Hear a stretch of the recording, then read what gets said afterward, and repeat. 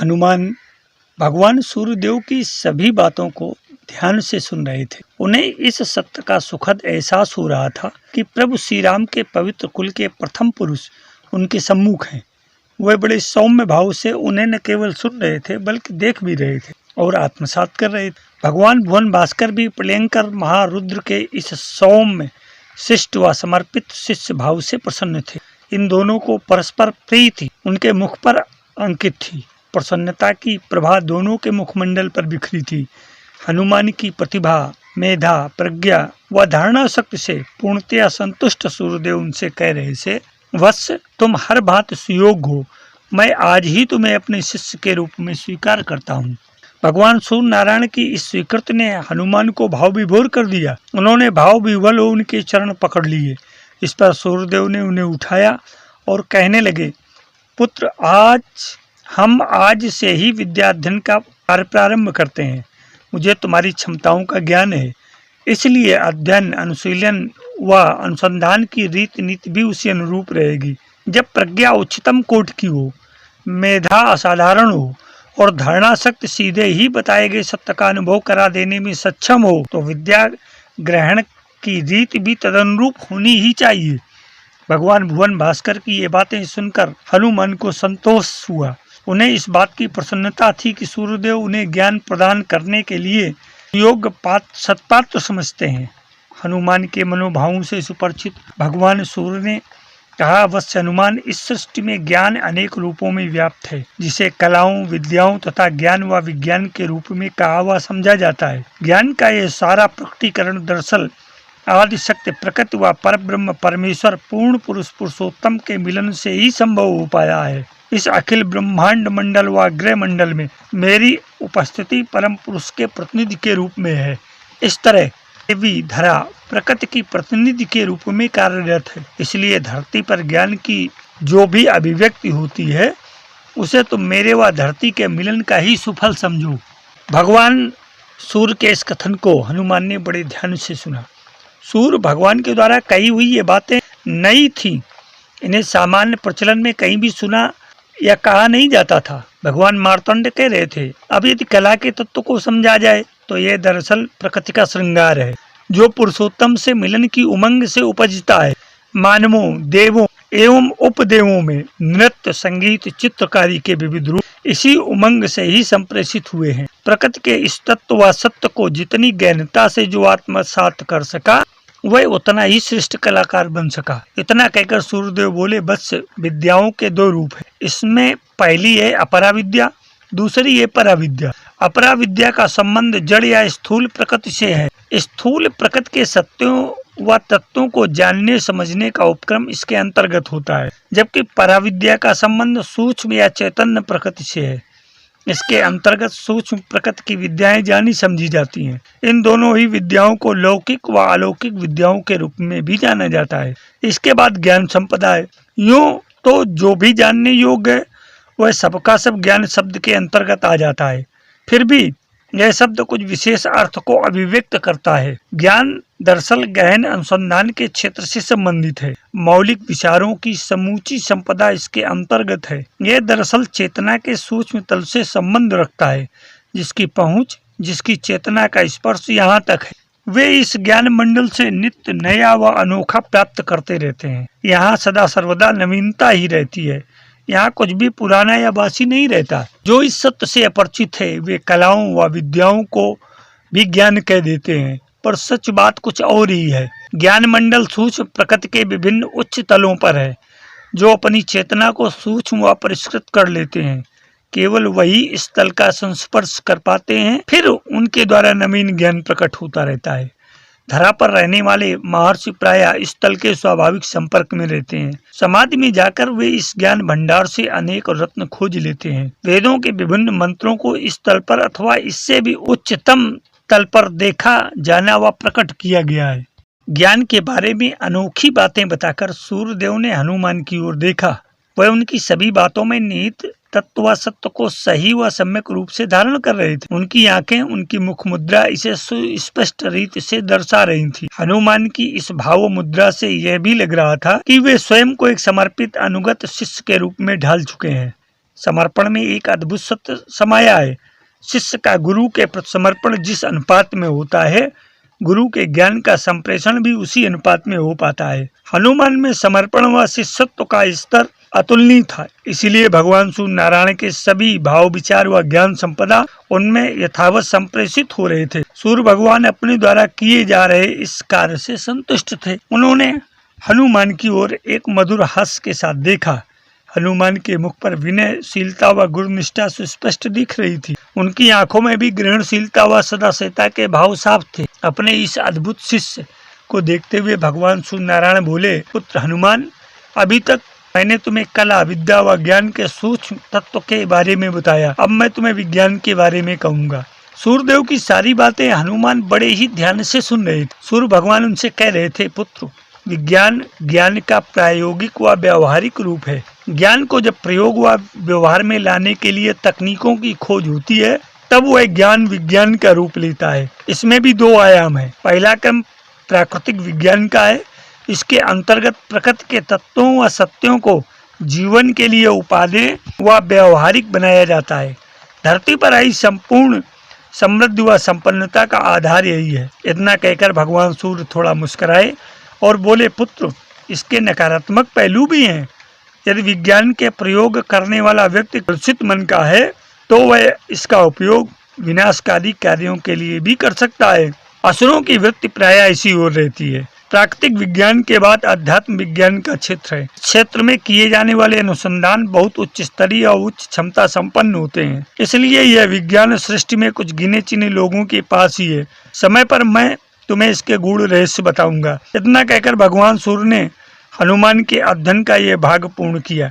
हनुमान भगवान सूर्य देव के द्वारा उच्चारित सत्य को सुन रहे थे, आत्मसात कर रहे थे। श्रवण करते समय उन्हें ये सत्य अद्भुत, मनन करने के क्षणों में आश्चर्य और निधिध्यासन करने के पलों में अलौकिक अनुभव हो रहा था। सूर्यदेव ने ज्ञान के विविध आयामों का जिस ढंग से रहस्योद्घाटन किया था, वह सर्वथा भिन्न व आश्चर्यपूर्ण था। महाराज केसरी व देवी अंजनी स्वभाव से ही सत्संग प्रिय थे। इसी वजह से उनके भवन में तपस्वियों, विद्वानों, आचार्यों, संतों, महर्षियों का आगमन नियमित बना रहता था। वे स्वयं भी हनुमान को साथ लेकर भिन्न भिन्न आश्रमों व गुरुकुलों में जाते रहते थे। इसलिए हनुमान को सहज ही ज्ञान का बहुआयामी बोध पाने का सुअवसर मिलता रहता था। लेकिन भगवान भुवन भास्कर ने ज्ञान के आयामों को जिस विधि से उद्घाटित किया था, उसमें सहज ही एक अलग बात थी। इस घटनाक्रम में एक सच ये भी जुड़ा था कि ज्ञान देने वाले स्वयं भगवान सूर्य थे, जो इस जगत की आत्मा है, जिनसे इस जगत में जीवन प्रकाशित होता है। साथ ही ज्ञान पाने वाले स्वयं महारुद्र बाल रूप में सम्मुख थे। यह अद्भुत, विचित्र किंतु सुखद संयोग था। इस संयोग को पाकर गुरु व शिष्य दोनों ही स्वयं में आह्लादित व प्रसन्न अनुभव कर रहे थे। प्रसन्नता के इन पलों में प्रसन्न दृष्टि से दोनों ने एक दूसरे की ओर देखा। इस सृष्टि में एक विचित्र सा विनिमय हुआ। फिर भगवान सूर्यदेव बोले, बस हनुमान, अभी तक मैंने जिस ज्ञान के विविध आयामों की चर्चा की, उनके प्रायोगिक एवं व्यवहारिक अनुभव विशेष हैं।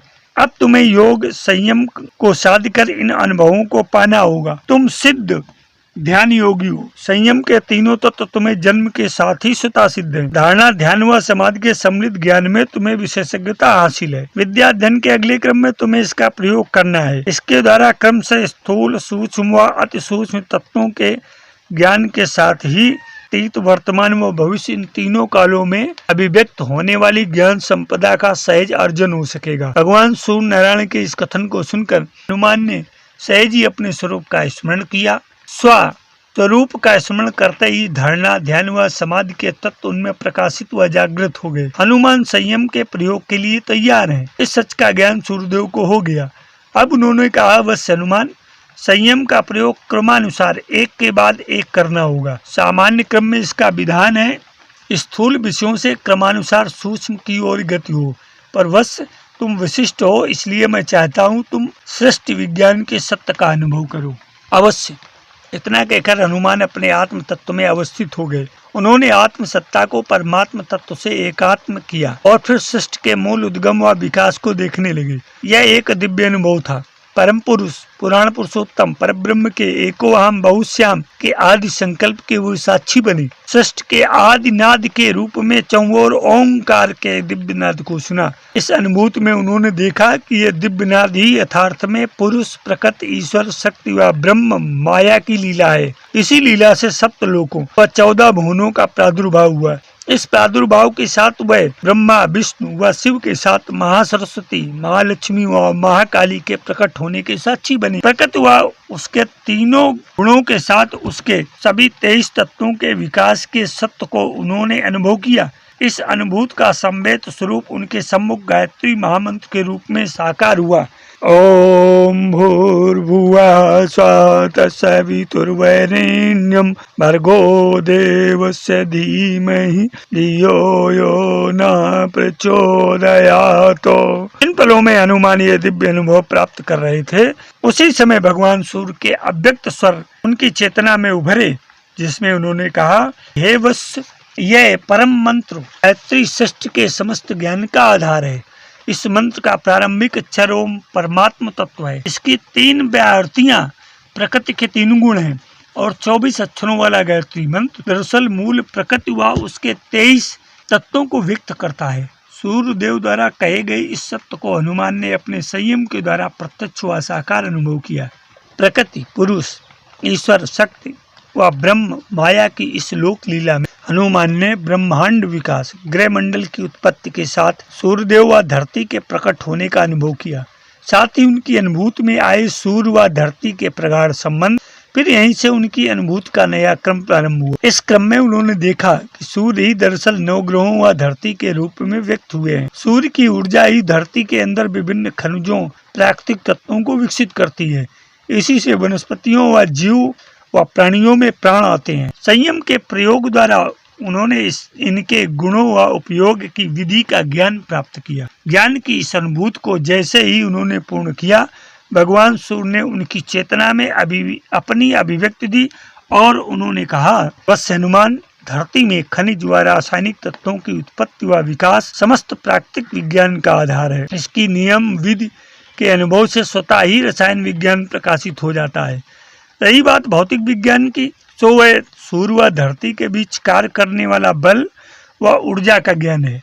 पदार्थ के साथ बल व ऊर्जा की नियम विधि के ज्ञान व उपयोग को जानने से समस्त भौतिकी अभियांत्रिकी के उद्देश्य पूर्ण हो जाते हैं। संयम साधना के द्वारा हनुमान ने इसे पलों व क्षणों में जान लिया। इसी तरह से वनस्पति शास्त्र, आयुर्वेद शास्त्र, प्राण शास्त्र आदि का ज्ञान प्राप्त किया और इस क्रम से वे समस्त प्राकृतिक विज्ञान व भौतिक रसायन विज्ञान में निष्णात हो गए। प्रकृति व पदार्थ के बाद हनुमान ने अपने संयम प्रयोग की कक्षा बदली और वह तन्मात्रा जगत का बोध पाते हुए सूक्ष्म विचार मंडल के साथ एकाकार हुए। इस परत में उन्होंने दार्शनिक ज्ञान को आत्मसात किया। इसकी और भी सूक्ष्म कक्षा में प्रवेश करने पर उन्होंने वेदों में निहित सत्व व विद्याओं का ज्ञान अर्जित किया। वेद ज्ञान में पूर्णता व निपुणता अपेक्षाकृत समय साध्य व श्रम साध्य थी, फिर भी हनुमान ने इसे अर्जित कर लिया। इन विद्याओं में उन्होंने कलाओं के सभी तत्वों व सत्यों का बोध पाया।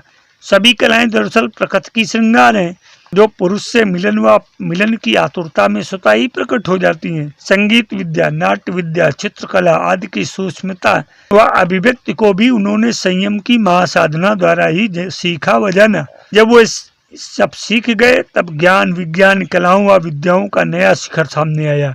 ये अध्यात्म विद्या के रूप में था। इसके लिए सूर्यदेव ने उनकी चेतना में प्रविष्ट होकर कहा, बस वैसे तुम इस ज्ञान में स्वतः सिद्ध हो, फिर भी शिक्षण के क्रम में तुम्हें इसे पुनः प्रकट व अभिव्यक्त करना होगा। मेरे अध्यात्म प्रेमी जिज्ञासु मित्रों, सूर्य द्वारा हनुमान जी को प्रकृति और परा प्रकृति का, भौतिक प्रकृति का ये ज्ञान और विज्ञान आपके सम्मुख रखते हुए मुझे अपार हर्ष हो रहा है। आशा है कि आप भी इसे पसंद करेंगे और अपने इष्ट मित्र को भी इसे शेयर करेंगे। इस अंक को लाइक, सब्सक्राइब और कमेंट करना न भूलें। सफल जीवन की यात्रा के अंक में आज इतना ही। शेष अगले अंक में धन्यवाद।